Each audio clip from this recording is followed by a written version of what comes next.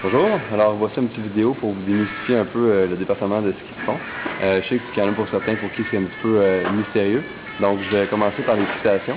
Les fixations, est-ce que Nick ici, oui ça va. Les fixations, il y a plusieurs modèles. Ce qu'il faut comprendre là-dedans, c'est qu'il y a deux grandes compagnies qui font les fixations.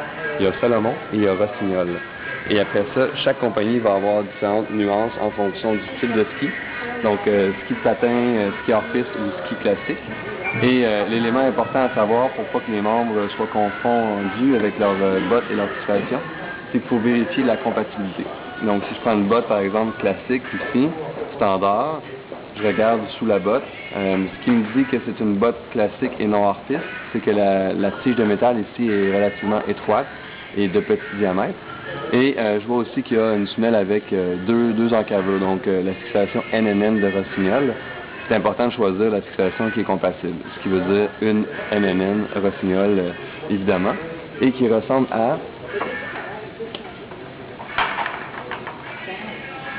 ça ici. Donc, vous voyez que la forme est la même. Évidemment, c'est très visuel, comme c'est bien fait cette vidéo. Donc, fixation NNN compatible avec les bottes. Et il y a certaines compagnies qui vont aussi offrir ce type de semelle-là, même si ce n'est pas une botte Rossignol, c'est possible. Ensuite, l'autre grande compagnie qui existe au niveau des fixations, des bottes, Salomon, qui a la même tige métallique en avant et une seule encaveur au centre.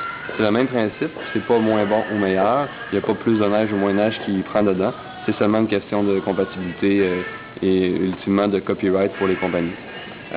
Celui-ci, ça va avec une fixation environ le même prix que l'autre que je vous montrais juste avant, mais celle-ci a une seule traque au centre.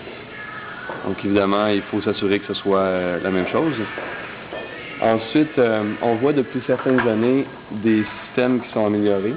Entre autres, chez Salomon, il y a un système comme ça.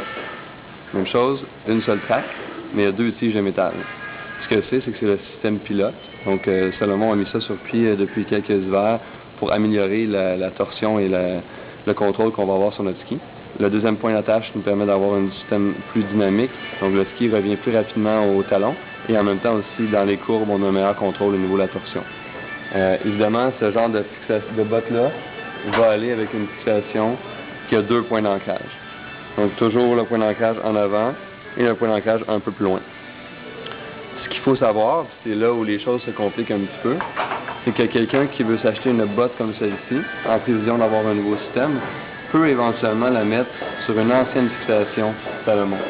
Donc, si on regarde ici, la première fixation Salomon, on a toujours notre même encaveur ici, on a toujours la traque qui est correspondante.